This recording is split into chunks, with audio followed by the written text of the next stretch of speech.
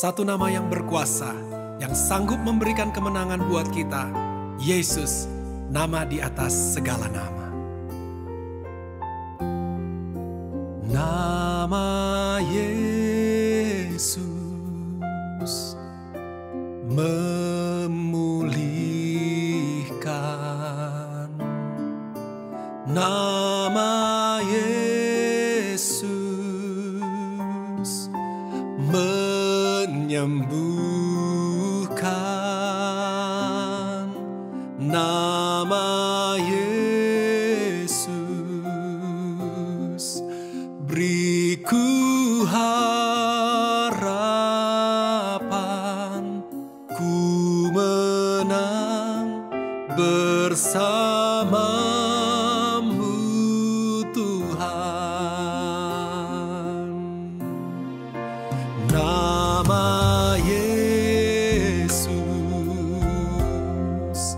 memulihkan, nama Yesus menyembuhkan, nama Yesus beriku harapan, ku menang bersamamu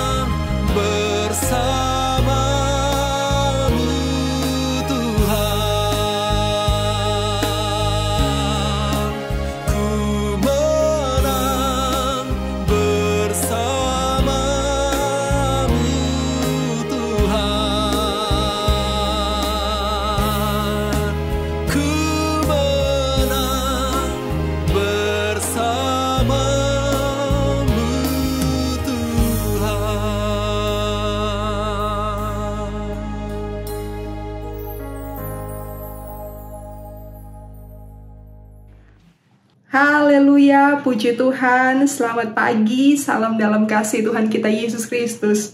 Saudara, hari ini firman Tuhan dari kitab Roma pasal 8 ayat 28. Sekali lagi Roma 8 ayat 28 saya bacakan firman Tuhan. Kita tahu sekarang bahwa Allah turut bekerja dalam segala sesuatu untuk mendatangkan kebaikan bagi mereka yang mengasihi Dia, yaitu bagi mereka yang terpanggil sesuai dengan rencana Allah. Puji Tuhan. Saudara, ayat ini sudah tidak asing untuk setiap kita. Bahkan banyak orang yang memfavoritkan ayat ini, termasuk saya salah satunya. Bahkan Bapak Ibu Saudara juga mungkin ya suka dengan ayat ini. Nah, hari ini saya mengajak kita untuk sama-sama memperhatikan dan sekaligus merenungkan sedikit bagian demi bagian dari ayat yang pendek ini, tapi sungguh syarat dengan makna. Nah, saudara, ayat ini dimulai dengan satu statement bahwa Allah turut bekerja dalam segala sesuatu. Perhatikan kata segala sesuatunya. Saudara, kalau bicara segala sesuatu, itu artinya semuanya. Tidak ada yang terkecuali, tidak ada yang dipilih-pilih, pokoknya semua hal di dalam segala keadaan, kata firman Tuhan, Allah turut bekerja di dalamnya. Baik itu keadaan yang baik maupun keadaan yang buruk, ternyata Allah tetap pegang kendali segala sesuatunya dan Dia tetap bekerja di dalamnya. Karena percayalah saudara bahwa rencana Allah itu selalu berjalan seturut dengan kasih dan kuasa bahkan hikmatnya yang sempurna. Sekali lagi saya ulangi bagian ini bahwa dalam segala perkara ketika Allah bekerja itu sungguh-sungguh berjalan seturut dengan kasih, kuasa dan hikmatnya yang sempurna. Puji Tuhan. Lalu berita selanjutnya di ayat ini dikatakan bahwa Allah itu bekerja tujuannya untuk mendatangkan kebaikan. Nah, saudara, konsep mengenai kebaikan ini seringkali berbeda antara pemahaman kita sebagai manusia dengan konsep Allah dalam hikmat dan kasih, bahkan hakikatnya sebagai Tuhan yang memegang kendali segala sesuatunya. Karena saudara, pada dasarnya kita ini manusia tidak selalu tahu banyak hal dalam kehidupan kita. Kita sebagai manusia yang terbatas ini, kita tidak selalu tahu mengapa sesuatu hal itu terjadi. Tetapi Allah dalam hikmatnya yang sempurna, dalam hakikatnya sebagai Allah yang berdaulat itu, Dia selalu tahu, sebab Dia memang maha tahu. Dia tahu yang terbaik bagi setiap kita. Demikian yang dikatakan firman Tuhan dalam kitab Efesus pasal 3. Efesus pasal 3 ayatnya yang ke-20, di situ firman Tuhan katakan, bagi Dialah yang dapat melakukan jauh lebih banyak daripada yang kita doakan atau yang kita pikirkan. Jadi firman Tuhan katakan bahwa Allah ini lebih tahu, saudara, dari apa yang mampu untuk kita pikirkan, bahkan yang kita doakan. Sebab Dia memang Allah yang maha tahu. Maka dalam kemahatahuannya sebagai Allah itu, Dia melakukan jauh lebih banyak untuk setiap kita. Dia melakukan jauh lebih banyak dari apa yang mampu untuk saya dan saudara pikirkan. Karena kita memang manusia yang terbatas, tapi Allah tidak pernah terbatas. Maka apapun yang Dia lakukan tujuannya hanya untuk kebaikan kita. Jadi saudara jangan protes kalau seakan-akan pemahaman kita bahwa ini bukan untuk kebaikan kita. Tapi percayalah, dalam konsep kebaikan Allah, Dia tetap merancangkan yang terbaik bagi setiap anak-anaknya. Lalu saudara perhatikan kalimat selanjutnya di ayat ini. Dikatakan bahwa bagi mereka yang mengasihi Dia.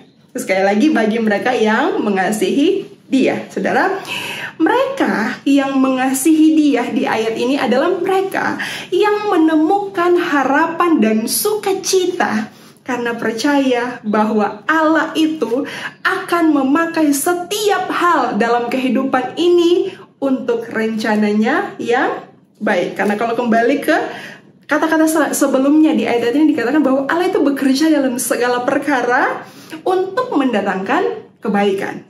Jadi orang-orang yang menemukan kebaikan Tuhan, bagi orang-orang yang mengasihi Tuhan, yang dikatakan di ayat ini bahwa mereka lah orang-orang yang menemukan harapan dan sukacita karena sungguh-sungguh percaya bahwa Allah itu bekerja sesuai dengan rencananya yang baik untuk setiap kita. Puji Tuhan. Maka saudara, ayat ini kemudian ditutup dengan satu statement bahwa yaitu bagi mereka yang terpanggil sesuai dengan rencana Allah. Saudara, rencana Allah itu sejak awal sampai pada akhirnya tidak ada yang lain selain semuanya dirancang untuk kebaikan kita, untuk kebaikan saya, untuk kebaikan Bapak Ibu Saudara semua. Dari awal Allah menciptakan setiap kita.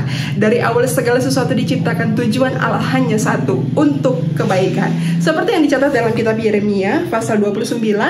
Yeremia 29 ayatnya yang ke-11, di situ firman Tuhan berkata bahwa sebab aku ini mengetahui rancangan-rancangan apa yang ada padaku mengenai kamu. Demikianlah firman Tuhan, yaitu rancangan damai sejahtera dan bukan rancangan kecelakaan, untuk memberikan kepadamu hari depan yang penuh harapan. Puji Tuhan, saudara.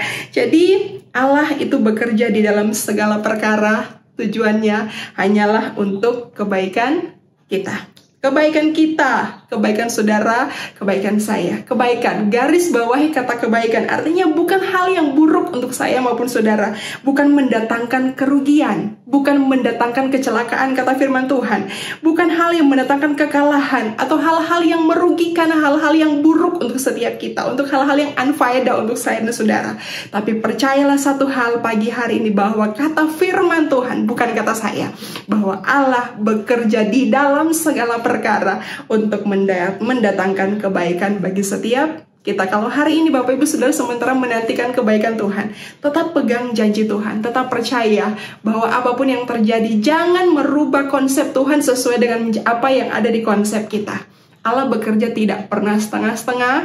Dia menyelesaikan apa yang sudah Dia mulai dengan sempurna dan tidak pernah mengecewakan. Puji Tuhan. Selamat menikmati karya-karya kebaikan Tuhan. Mari sama-sama kita tundukkan kepala dan kita berdoa. Terima kasih Tuhan Yesus, karena Engkau Tuhan yang selalu baik dalam hidup kami. Kami mau memilih percaya hari ini bahwa dalam segala perkara Engkau Tuhan bekerja untuk kebaikan bagi setiap kami. Tolong seluruh umat-umat Tuhan sepanjang hari ini.